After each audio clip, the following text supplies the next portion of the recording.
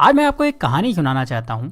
ऐसी कहानी जिसको सुनने के बाद आप भगवान से गरीब होने की शिकायत बंद कर देंगे और आप उस रास्ते पर आगे बढ़ जाएंगे जो आपको अमीरी की तरफ लेकर जाएगा। कहानी कुछ ऐसी है कि एक गरीब आदमी था और वो हमेशा ही भगवान से अपनी गरीबी की शिकायत करता रहता था। उसे शिकायत ये थी कि उसके झोपड़े से कुछ दूर रहने वाला आदमी इतना अमीर है और वो गरीब। उस अमीर आदमी को सब कुछ आसानी से मिल जाता है और गरीब को हमेशा ही मेहनत करना होती है, तब भी कई बार उसे भूखा रहना होता है। रोज रोज की शिकायत सुनकर भगवान ने सोचा चलो आज इसको जवाब दे ही देता हूँ। तो ऐसे में भगवान ने क्या करा कि जो अमीर आदमी था उसको इस गरीब आदमी के बराबर गरीब बना दिया और दोनों को ही मछली पकड़ने वाली एक छड़ी दे दी।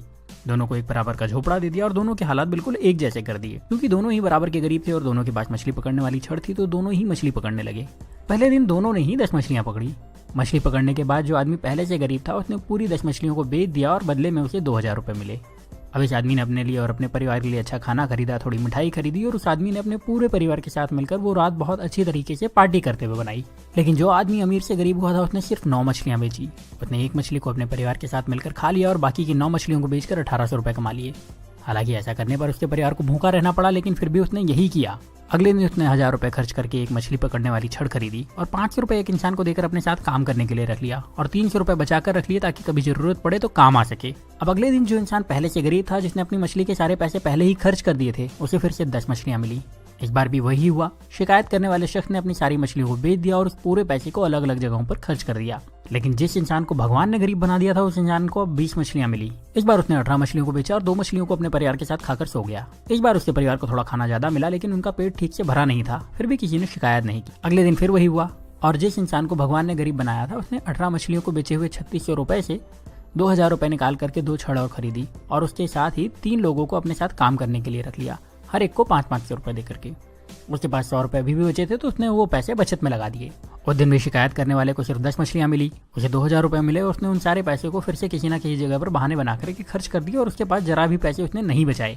लेकिन दूसरे शख्स को शाम होते होते 40 मछलियां मिल चुकी थी। उस शाम को इस अमीर से गरीब बने इंसान ने अपने परिवार को 4 मछलियां दी, जिसके बाद उस परिवार ने पेट भर के खाना खाया और उसने बाकी की 36 मछलियां बेच दी और उसे 7200 रुपए कमाए। अगले दिन उसने 3000 रुपए में 3 छड़े और खरीदी और अब उसके पास कुल 7 छड़े हो चुकी थी। उसके पास कुल मिलाकर अभी भी 4600 रुपए बचे थे तो उसने 7 लोगों को बुलाया, हर एक को 500 रुपए दिए और उन्हें मछली पकड़ने के लिए रख लिया और खुद उनके काम पर नजर रखने लगा।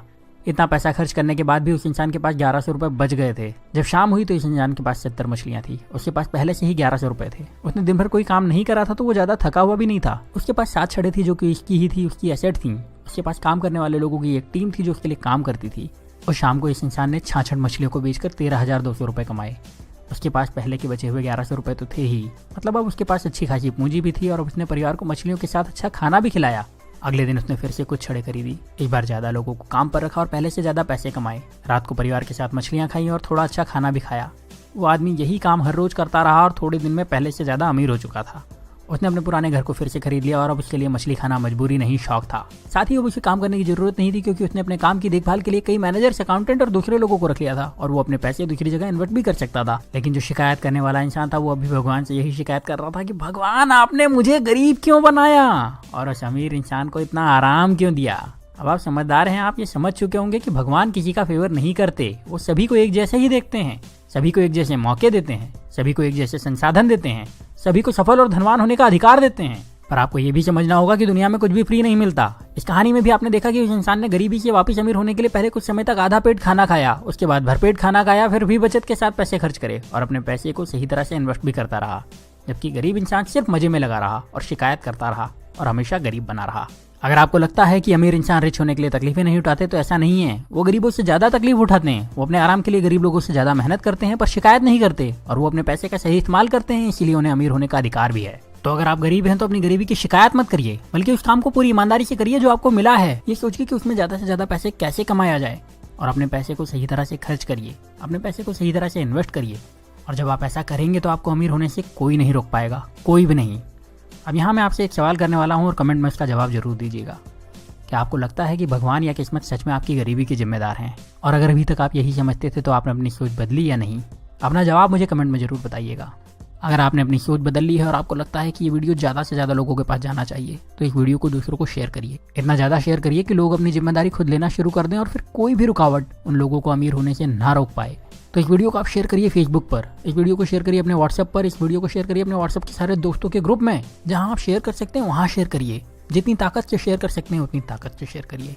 और अगर आपने चैनल को सब्सक्राइब नहीं किया है तो सब्सक्राइब करके बेल का बटन दबा दीजिए, क्योंकि ऐसे ही वीडियो में लेकर आता रहूँगा और आप में से आपका बेस्ट निकालने में आपकी मदद करते रहूँगा। तो अब आप वीडियो को शेयर करिए और मुझे विदा दीजिए। मैं आपसे मिलूंगा अगले वीडियो में। तब तक अपना प्यार और वक्त देने के लिए बहुत बहुत धन्यवाद।